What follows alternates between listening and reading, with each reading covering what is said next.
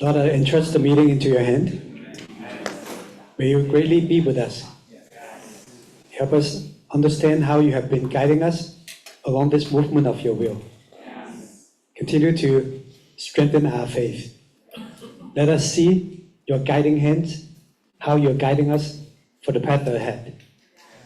Through what we had experienced in the past, help us see that you are always with us. And you will continue to do so along this way for us. Amen. Lord, may you help us really treasure that we are here today. We are here in this movement of your will. And how you guide us, enter into the next phase, both in New York, and how we also co-work with you, with other brothers and sisters around the globe. Lord, continue to motivate all of us. Teach us how to devote our life and where to commit our time so we can live wisely. Store up treasures in heaven.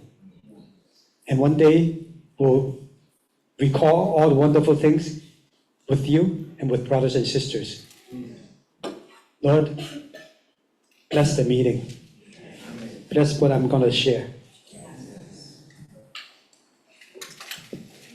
Okay, so today is I'll control this. So it's the special topic, and so every month, I've been sharing one special topic for the past 3 months, right? So we talked about the heresies. Do you still remember what heresies are?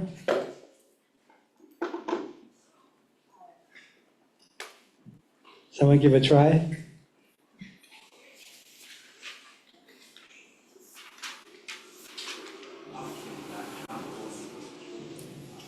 So it's teachings that are deviating from the Bible, right? So they either add, subtract, or misinterpret, certain things. And those are major things too, otherwise they would not be considered as, heresies.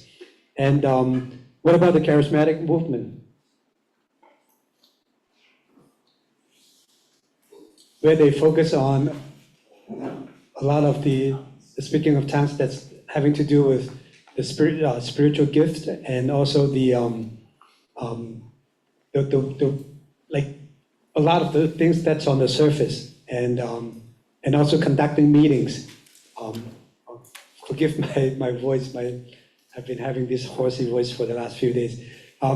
So it's where they focus on a lot of things that's on the outset, rather than what God is really doing. And so I sent out those PowerPoints. You guys should go back and review them. And what about denominations?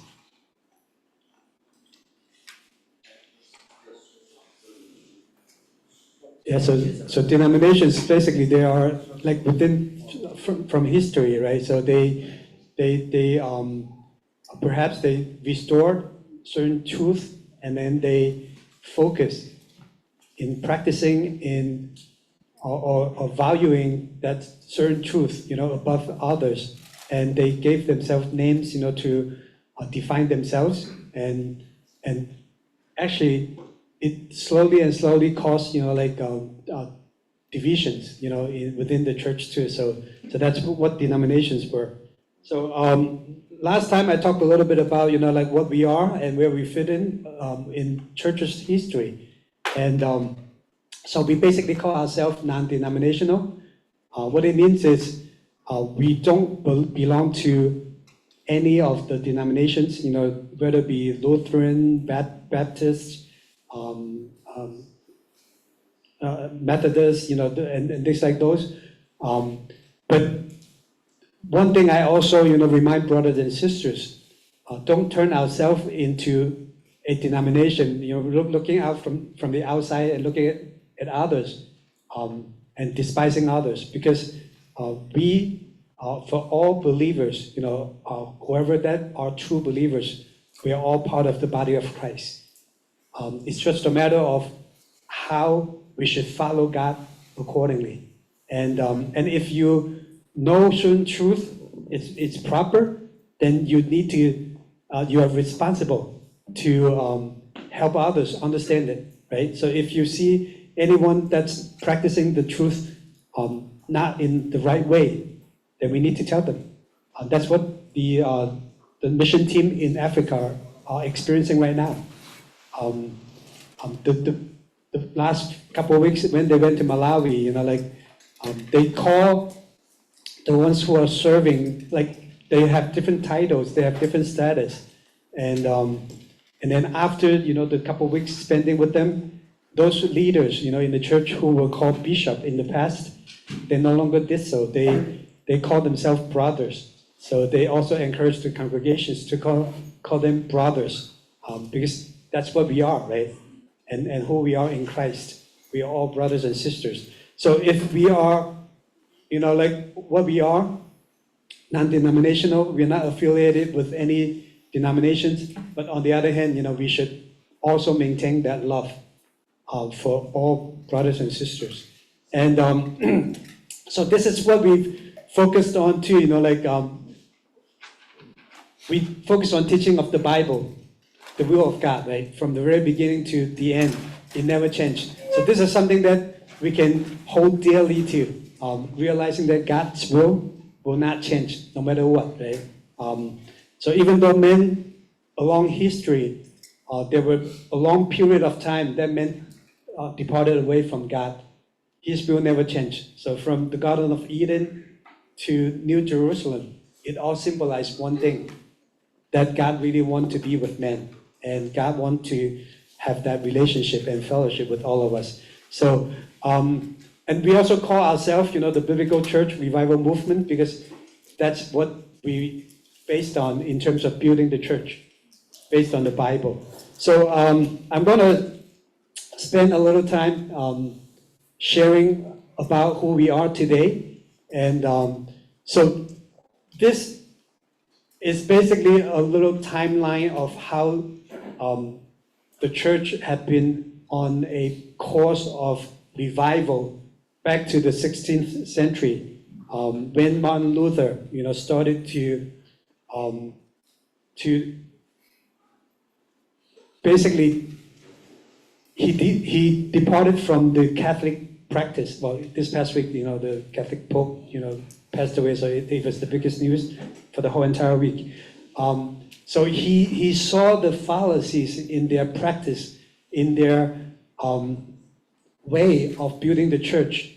So that's why back in the 16th century, he started to realize from the Bible what the truth should be. And Martin Luther, later on, well, we just mentioned, right? There's a denomination called Lutheran. So they are basically the ones that follow, from the very beginning of Martin Luther's restoration of the truth. But then, even within the Lutherans, they inherited, they drew a lot of the practices from the Catholics. That's why, if you go to a Lutheran church, they also have different kinds of titles. They have robes for priests and things like that too. So, but anyway, this is not what I want to focus on. But I want to focus on where we began our picking up the commission from the Lord. Back in the 1980s, in Hong Kong, that's where. And we basically follow up on from Watchman Nee's restoration from one city, one church. That's where we started it. And I'm going to show you some timeline later on. And this is basically just a diagram of all the different kinds of truth that were restored, within the history, and how we keep adding on, the truth. And if you notice, a lot of the truth that we practice today, we did not initiate it. For example, we talk about eternity, from eternity to eternity, right? So the Brethren movement they talk about the eternal plan of God, the different ages. So it started from them, you know, and let's see, what? Well, that's from the brothers too. So yeah, all of this we inherited like the true biblical truth practices, and that's why we need to pay a price too. Right? Though we do not need to pay a price like the ones in the beginning of the restoration that they need to pay. For example, like the Baptists, they define baptism should be fully immersing into the water, right? And at the time when they point out the baby sprinkling of baptism, but they still do so today. So they were actually, when they pointed out that it's not wrong, it's not right, they actually were put to water and drowned. You know, those brothers and sisters in that time.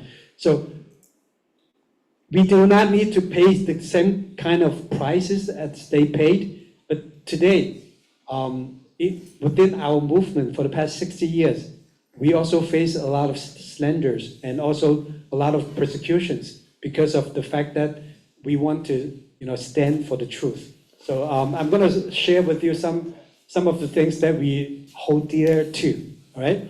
So the first of all, well, previously when I talked about heresies, I pointed out a few very important things that we need to pay attention to. The very first thing is the Bible, right? So without the Bible, we cannot define anything. We cannot explain anything. We cannot carry on with anything, basically, because the Bible is it gives us the principle and the foundation of what we should do in order to build a church. So this is what we believe. The Bible, every word within the Bible, there's no fault in it. So everything is proper, everything is accurate, everything was written under God's inspiration. So this is very important because, like nowadays, especially during the charismatic movement, they're talking about that. Oh, you know, like certain words or certain things that were recorded. There's new way of like defining them today. Especially like the progressives, right? So they could draw certain sections of the Bible and try to turn it into, you know, like for their own good or benefits. So that's why like it's very important for us to have this, you know, in our heart, that everything that we need to know today, God already had recorded in the Bible. It's just a matter of, you know, revealing them to us. That's why like the charismatics and also the certain denominations, when they try to, you know, add certain things, add another whatever they call, just like when you study the SAT or the APs, they have another separate like study guide and things like that. So certain things we can reference to, but we must be careful, you know. But the Bible already is here, and also we have the Holy Spirit, who gives us the ability to discern and understand, and he'll guide us, enter into all the truth, and that's what the Holy Spirit is doing, right? So all of this, you know, like what we have listed right here, this is fundamental, you know, for us to be considered as a church that is after God's heart, and that's how, you know, when other people come to look at our belief, that's also some of the things we need to show to others, that who we are, you know, to let them know who we are, because a lot of times when you have right now in Africa, we are reviewing a lot of the constitutions of different congregations. A lot of them, they have to do with the charismatics, and we need to be very careful, and we also needed to be honest to talk to them regarding their constitution, because like we don't practice like spiritual healing, right? We will lay hands on brothers and sisters to ask for God's healing, but unlike the way they do it, they really like think that by praying, they use that only as their only means to heal, and so a lot of these kind of practices, we need to be careful, and that's being recorded in a lot of the constitutions, within different denominations too. So this is the only thing that we will go by, the Word of God. Okay, so I'm not going to go into all the details, but that's it. And then in terms of how we should define God, right? And that is also very important. Remember, like some big heresies that they don't even believe that Jesus is part of the Trinity. Do you know which one? Jehovah's Witness, right? So they only believe that the God that's being recorded in the Old Testament is God and God alone, and they deem that Jesus is only a what is that? Angel. Not necessarily angel. No, Jesus, a prophet being sent by God, right?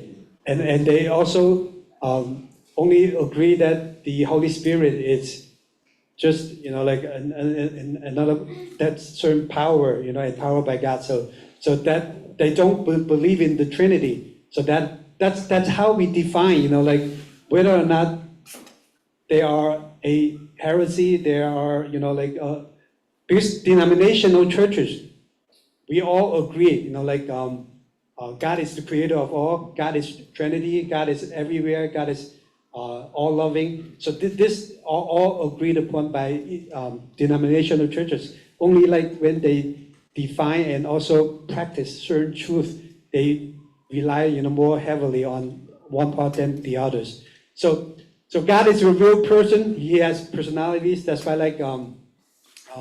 we can see God's character through the different recordings in the Bible, right? Like the lost son. From that story, you can tell what God's characters would be like, right? When the younger son went away, the father kept on waiting, and also prepare all the best and waiting for the son to come home and enjoy.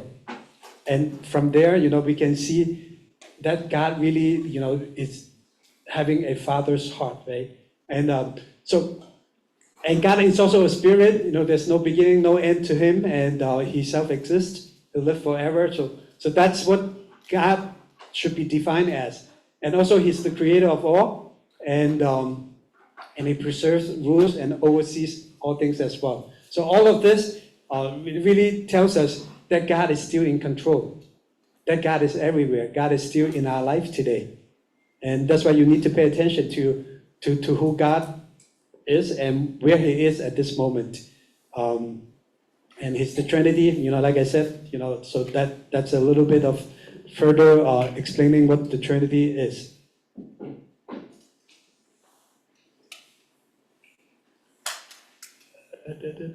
Okay.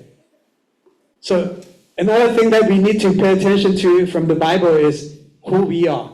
Because yes, God is almighty, God is all loving, but who we are to him, right? This is where a lot of the denominations do not really find the preciousness. Yes, indeed, we would deem that God's salvation, God's offering of his son is precious. But there's more depth to this, right? We now enjoy God is our Father, right? Our Abba. Not that many, would have that kind of more in-depth kind of enjoyment in this. And God created man in his own image for a reason, right?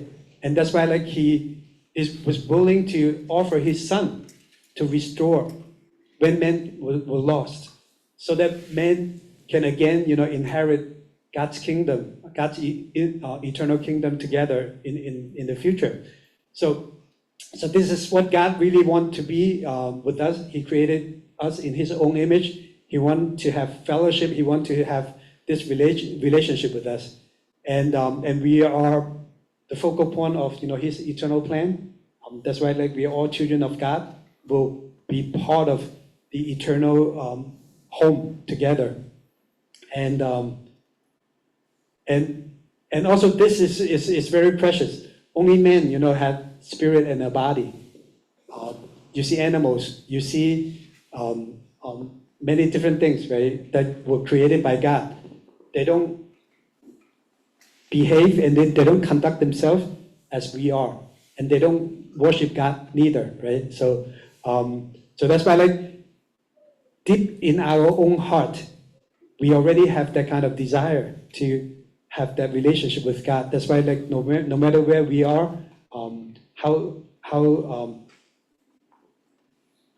even in the most remote places, men would still try to worship God, in their own way if they don't know who the real God is. So this is what we are. Man is really, really precious, and then obviously because of the fall of man committed iniquities. Men departed away from God, and then we no longer are able to enjoy God's love freely, and that's what we talked about last week, right? We need the salvation, we need the Lord's love in order to come back, and so due to our separation, God had to send His only begotten Son to us, and we need the salvation from the Lord. And this is where the Lord comes in, as another very important point, according to our belief, right? And He's the Son of God, and that is really what we need to focus on. He's the Son of God. His death on the cross, it's effective, and the price that He paid for us is effective, and it's once for all. And that's the word that we always use to describe, right? And so I'm not going to go through all this. Basically, it's laying out how we should look at the Lord Himself, that He's perfect, had no blemish as a man, and He loved us and died for us, and then He rose from the dead. He ascended back to heaven and preparing a heavenly home for us now. So this is something that we also use to convey the gospel message, to let people know what the salvation is and why we should follow the Lord. And so that's Christ. So here are a few other points. I'm not going to go into further details. That's why I only list out the topics. One day the Lord will come. And that is something that we need to have certainty of. Otherwise, if we only have this current life to live, then Peter said in the Bible, we could just go ahead and live like others, right? We don't need to fear God. We don't need to have God in our life. Because the Lord will come back one day, there'll be judgment too, So, and then today, we live on earth, we can rely on the work of the Holy Spirit, and one day we'll go home, our home, our eternal home. That's where we belong. And the Bible also describes, how this beautiful heavenly home will be like. And some of the things we sang, right, the last song is being recorded in the Bible, but it could be much grandeur, compared to what we are able to comprehend today. And also how we should live our life when we're still living on earth. These are all part of, what is being recorded in the Bible. That's why, the Bible going back, it should be the principle of everything we are living for, everything we strive to be. Everything is here in the Bible. So this is if we are able to clearly explain to others who we are, and this is also what is being defined from the Bible, how we should live and conduct our life today as Christians too. Okay, so now I'm going to share with you some pictures of what this movement is like, and how things began, and how it come to right now. And I've tried to study some of the, especially older times, when I saw I did not include those pictures, but I saw a lot of pictures when Brother Sermon, Brother Hua Chen, when they were also young youth being part of the church. I also saw some young pictures of Kenny's aunt, Sister Doris. Those are all so precious, and now after 40, 50, 60 years, they're still here, they're still ministering with their whole heart and whole life. Those are really very, very encouraging, and hopefully we all commit to build God's family together, and we'll all be part of all these wonderful, sweet memories in eternity. Right now, we can commemorate and look back into their life, and one day, if the Lord doesn't return sooner, right, other brothers and sisters will be looking at you and me, right, and our pictures, they will be showing, look, that's Danny, and that's so it'll be extremely happy for them, So basically, for our movement, we define them into 3 different stages. The first stage was from 1947 to 1997 for 50 years. That was when, Brother Fish was able to move from China, mainland China, to Hong Kong, and then got to know God in the 50s. And then he saw, God's giving him the vision of building the church back in, he got called in 1964, and also he saw the vision of the church in 1968. Go until, 1997, that's when Hong Kong returned back to China, and brothers and sisters started to go, to different parts of the world to build the church. But it started, way before 1997. But 1997 was a cut-off line, right? Because when Hong Kong was returned to China, a lot of the people in Hong Kong, they didn't know what to expect, especially, practicing of Christianity. They didn't know if that's feasible. That's why, at the time, in Hong Kong, there's a big gatherings at the time, encouraging brothers and sisters, if you're able to go and preach the gospel in different locations. And that's how we have become in different locations today. And so 1997 to 2013, that's when Brother Fish spent most of the time in Vancouver to lay down, to write out the fundamental truth that we are practicing today, and we are also enjoying them today. And that laid the foundation for us to get into the current stage. When Brother Fish went back to Hong Kong in 2013, October, and we are hoping that, with everything that's happening right now, the Lord's return is imminent, and we'll be able to see the Lord's returning ourselves. So these are the 3 different stages, and how we define them. And I don't know where you fall in, but you're part of this, okay?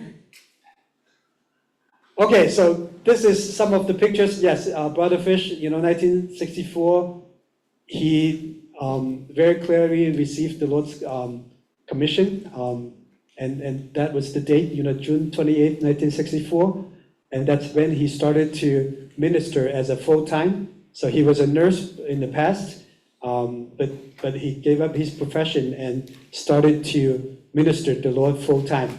And 1968, that's when he received the vision of the church, and realizing that a lot of the church building practices implementation of truth that he used to go to in those other congregations were not proper.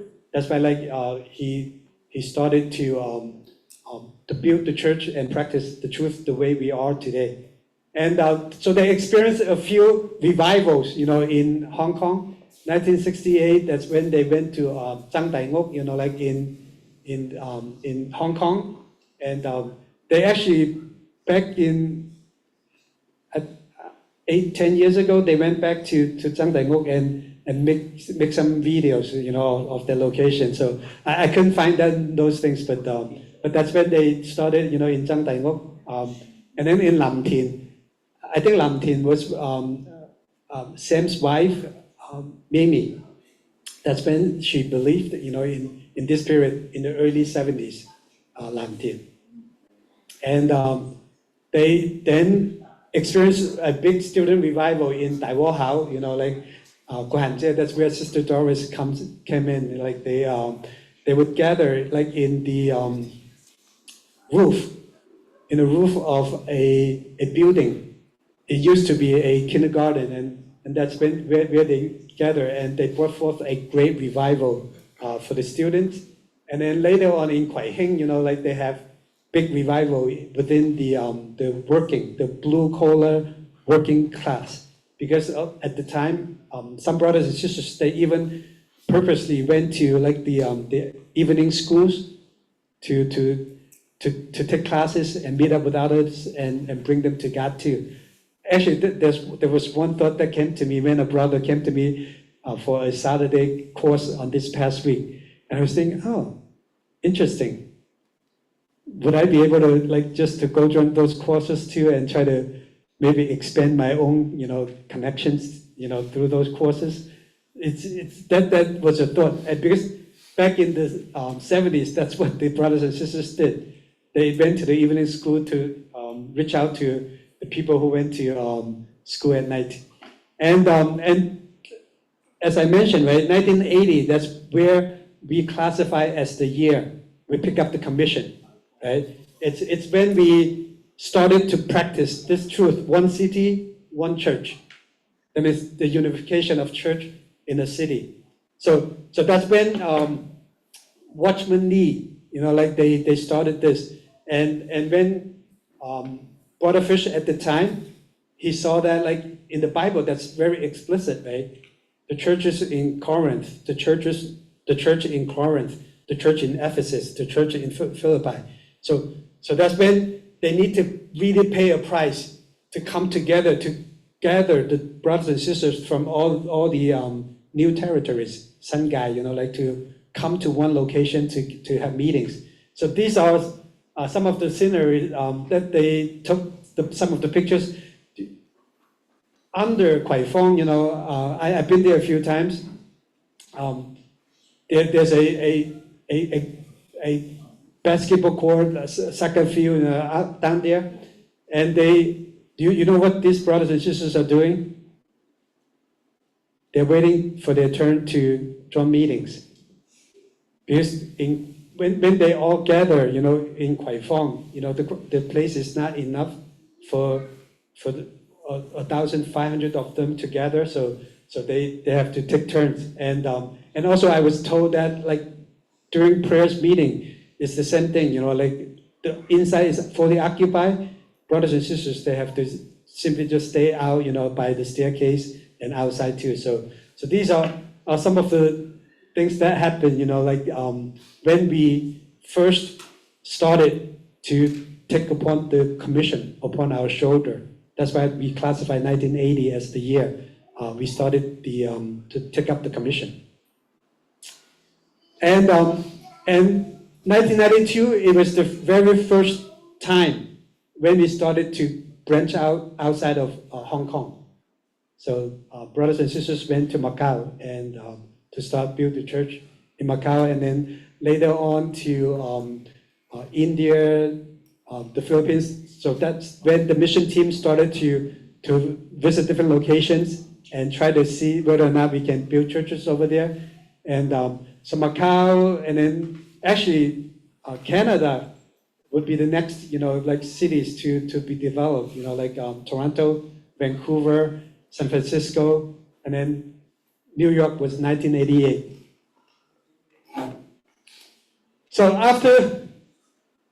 from 1982, when we started to branch out outside of Hong Kong, now we have more than 100 locations around the globe. So it's God's blessing, and especially now we are very much focusing on Africa right now, and especially with the situation in Hong Kong a few years ago, right? A lot of brothers and sisters, they were able to move out of Hong Kong and got to the UK, and then from UK, the Lord let us enter into Africa for the last year and a half.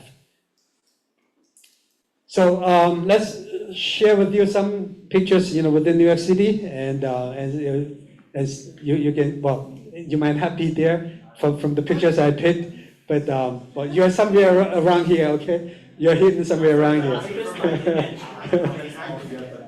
All right. So, do you know what this is? It's our T-shirt, 20th anniversary T-shirt. Who made this? Who created this? Not yes. And so they were. Well, actually, we had a competition. Actually, we asked different brothers and sisters. They did different types of design, and we chose this one because it's very precious. The way that they did it is they used a little timeline to record our different locations within New York. And see, at the time, we already considered ourselves worldwide biblical church revival movement. So that was the English translation we gave to it at the time. So 1988, we started in Manhattan in an apartment where a brothers stayed. So they started in their apartment. And 1990, they moved to Queens. 92, that's when they moved to Brooklyn, Shipshead Bay. 97, that's when we did not have a space in Brooklyn, so we had to look for a place. So we went out to Chinatown for a short period of time. And 1998, that's when we got our Avenue V. So that also kudos to Sister Doris, who gave us the money to pay for the down payment and bought that house. And with that house, now we have this. So it's all God's grace. 2001, well, actually it's December 2000, we started to get into 812, 8th Avenue, and we were there for almost 20 years. 2008, that's when we have celebrated our 20th anniversary. That's why we made our first ever church T-shirt for our 20th anniversary. Do you still have that at home? I have it. That's why I took a picture of the back and then put it into this. It's yellow. I know it's. We pitch everything away too. Yes. So maybe for the camp we all wear this T-shirt out here. For those oldies, okay. Okay. So I basically divided like for New York into different stages to share with you. So 10 years at the time, okay? So the first 10 years is from 1988 to 1997. Like I said, this was the apartment, where they first gathered with a few of them. They all immigrated from Hong Kong, and they gathered together. And this, do you know who she is? No. So this is where they gather, like in the very, very beginning. And yes, the 1990s, that was Queens. And this is when Wendy and June, they came to New York, and actually because of them we started to moved from Queens to Brooklyn. Okay? Yeah, this is windy. A little choppier. And so this were, in our time, we had 15 brothers and sisters got baptized at once. And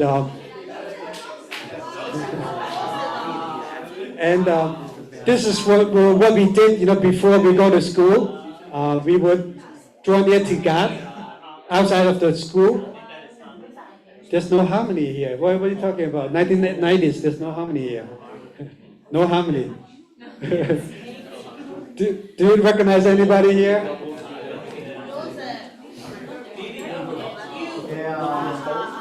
No.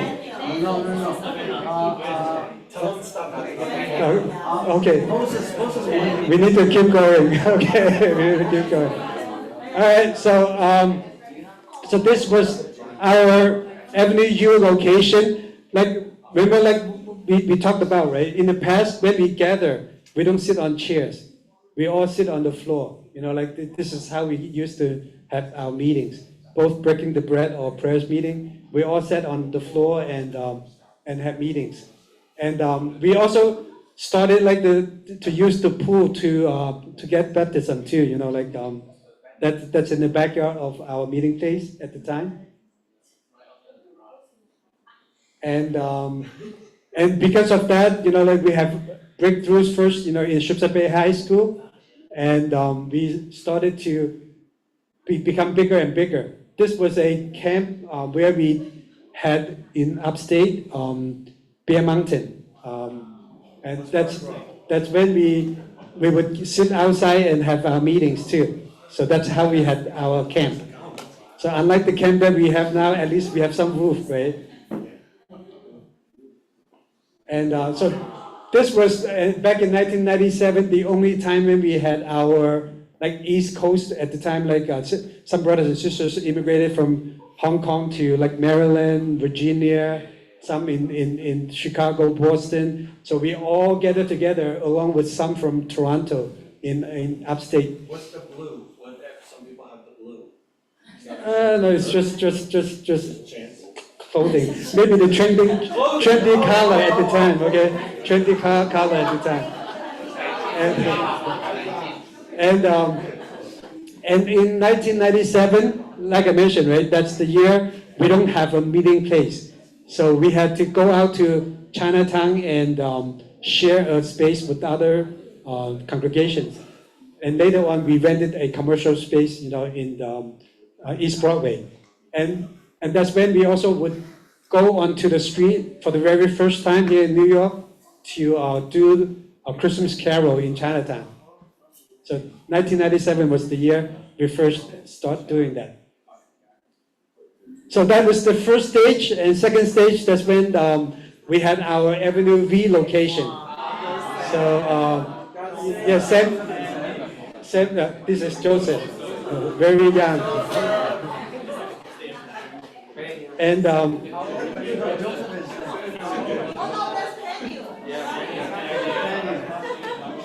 so for our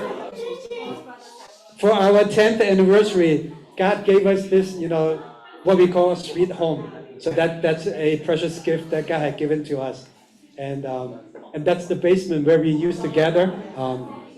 Who were there? Who were there? You lived there. You lived there. Yes.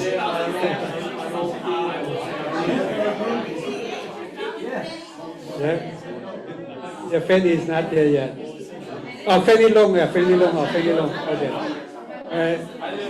And also 1998, that's when we also started Lion Love Home. And yes, and we also started our English work, in 1998. So by the 10th anniversary, we really did something wonderful, right? We got a new location in Avenue V. We started Lion Love Home. We also, started our English work. And it's also when a lot of Hong Kong brothers and sisters came to New York to help us, develop the church here. So, Cliff also came here. And here are the, I think the brothers and sisters who used to gather in 8th Avenue at the time. Well, some of you believed at the time yet that this is crazy, this is crazy. Lisa up there. Lisa was. Oh, Lisa, yeah, this is Lisa. That's Kenny's sister. Kenny, where are you? And so we also would, in that year, we also went to Queens, we also went to Philadelphia, we also went to New Jersey to have, meetings with brothers and sisters in different locations. And year 2000, that's when we moved into A12, and we also had a open house on Christmas Eve, the week after we moved in, and that's how it looked like, at the time. So yeah, a lot of memories there, 20 years. And so here are different groups, so maybe, Alan, are you here? Oh, this is Story Wu.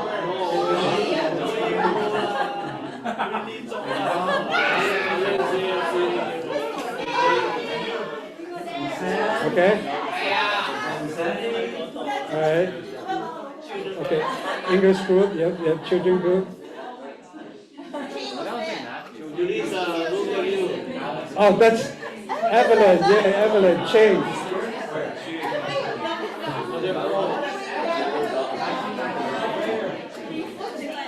Yeah, but this is half,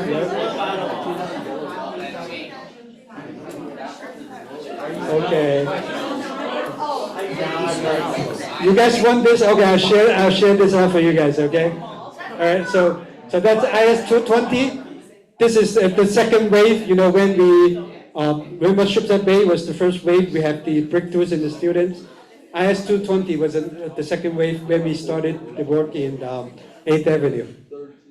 And we actually have like Saturday basketballs for the students within the school. There were around like 50 of them come and join us.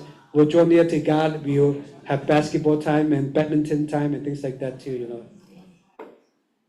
So yeah, that's the second stage, the second year, the 20 years. Now that's the celebration of the 20th anniversary, and this is when we came together here in New York and 8th Avenue to celebrate that too.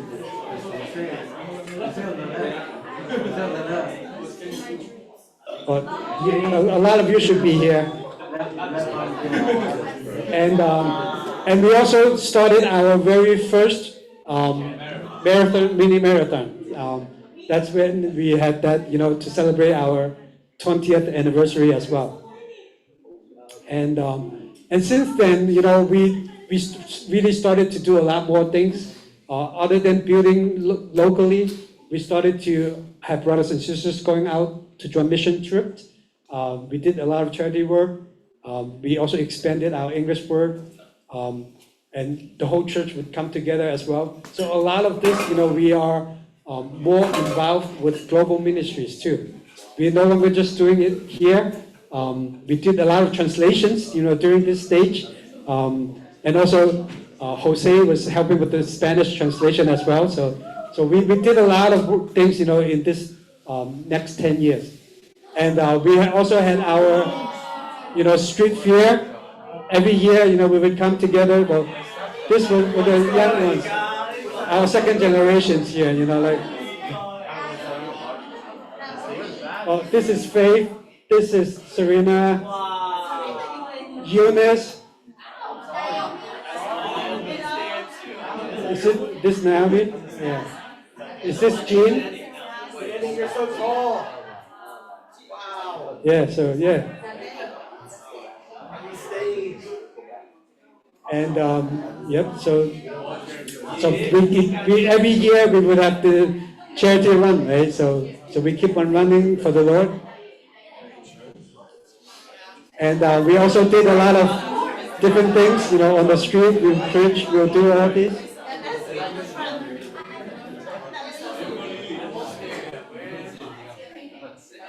And this was our 30th anniversary T-shirt. We celebrate our 30th year. So this is Crystal's design, yes. Well, so this was our camp, you know, like for the 30th anniversary. And also the 30th anniversary, God also gave us this. So think about it, our 10th anniversary, the Lord gave us Avenue V. Our 20th anniversary, we got into a lot of the global work, and also Avenue, 8th Avenue, and a lot of these, you know, like, so the Lord really has been guiding us, you know. So our 30th anniversary, we bought this in 2018. So, if you remember, you know, like we did a lot of, we went through a lot when we built this place, right? And so it's really God's work, God's wonderful blessing. We were able to overcome, because when we were building it, it was during COVID time, right? So COVID delayed us for a few years, and but even during COVID time, Those groceries. they were, yeah, they were shopping for brothers and sisters, because like there was restriction on, you know, who can go out, who can go buy stuff, and brothers and sisters also bought material to make masks, yeah. And we even, yeah, so it's, and we also, you know, have COVID supply distributions, you know, outside. And we, even though in the pandemic, you know, we enjoy meetings, coming together. And so this was our last Sunday before the pandemic. Our last Sunday. So these are very memorable, you know, like our last Sunday.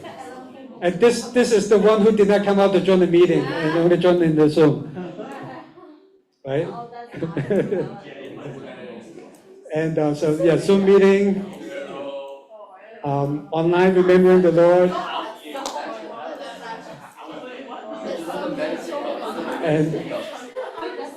and our first time coming back. So it was like we didn't go out for long, you know, like 5 months later, we resumed our physical preparatory meeting, even though we restricted to only have like 20 people. So, but there were 12 of us who were consistently being there, plus a few from the Chinese group in another room. And our last meeting, 8/12, and so we only allowed 25 to come out. So because we were still under COVID restriction at the time. And our first meeting here on the 3rd floor, you know, like, so cold, right? No heat, no bathroom, no water, nothing. So you have to not drink too much water so that you can hold it until you finish the meeting. And I'll move down to the 2nd floor because, you know, we have more brothers and sisters coming out to join physical meeting. That's our first time. And yeah, when we moved, it was a big snowy day, right? It's a snowstorm. So the brothers, you know, did a great job, and the sisters also helping out on this side as well. And so we had our first baptism here, 2021.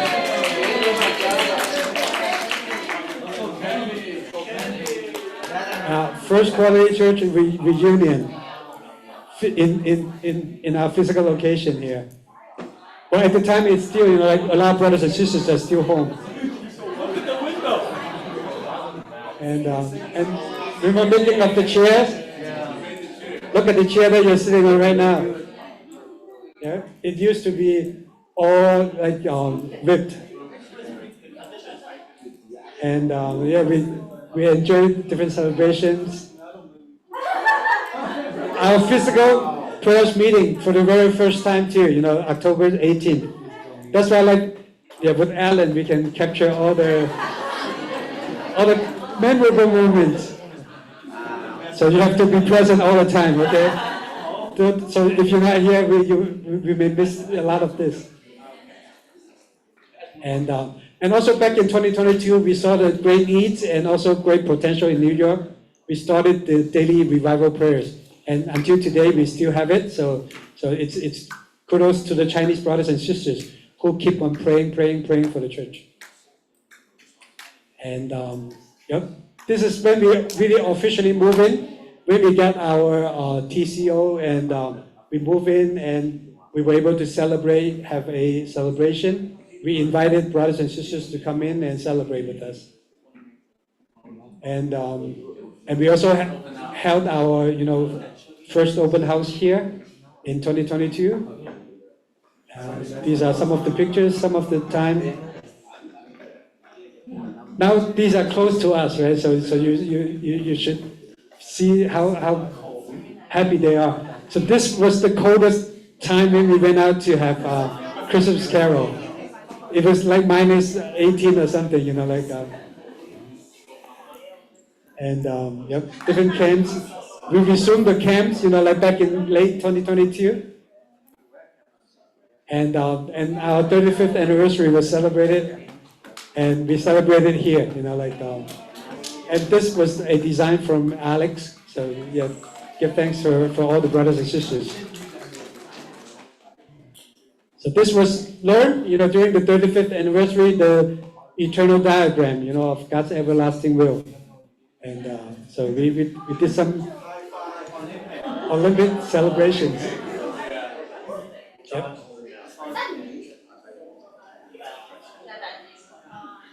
Yeah, because in addition to just celebrate, we also have, games and activities to celebrate, right? So, all right.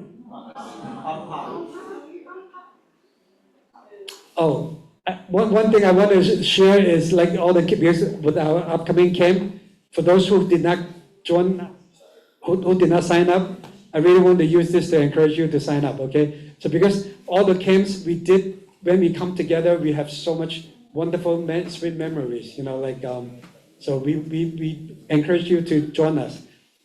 Actually, our first ever camp happened in December 1992. That's when we drove up to Toronto for our very first gathering in Toronto, and we did it as a camp.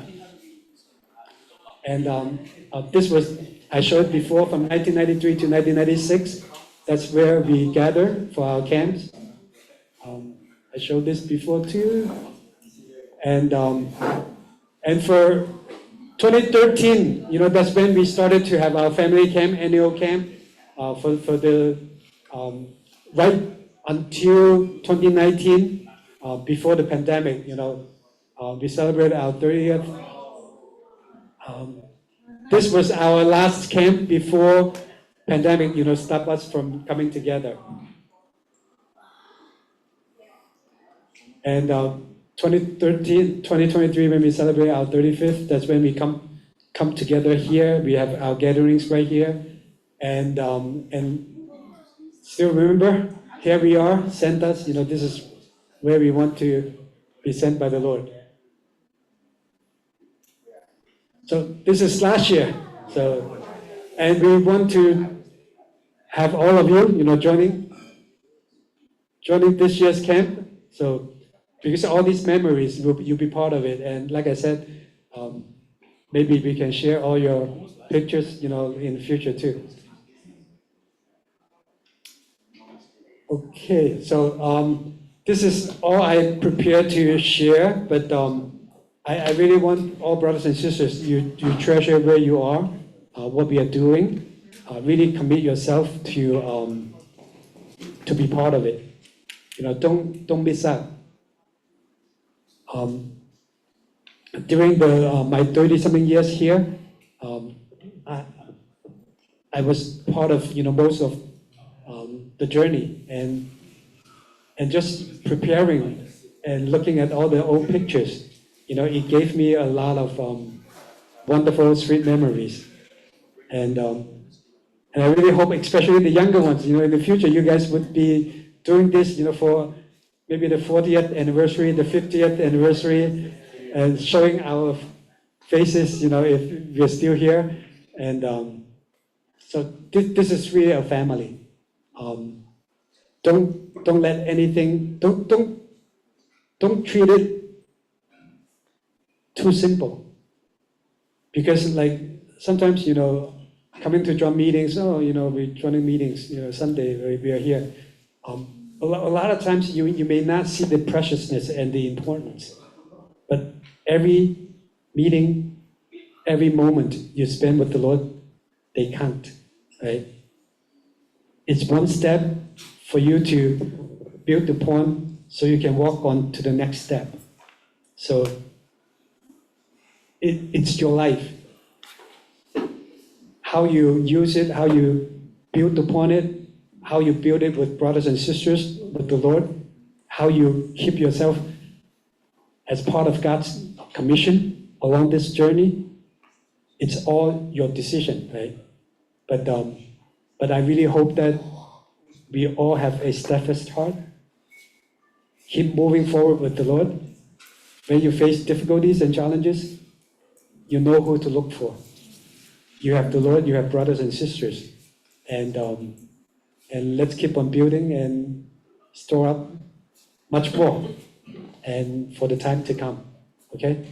All right, so you can get into your own groups. You can share any sweet moments you have had, in your time in the church, and be rejoiceful with brothers and sisters. And also pray for yourself that you keep growing and keep building with brothers and sisters. Okay?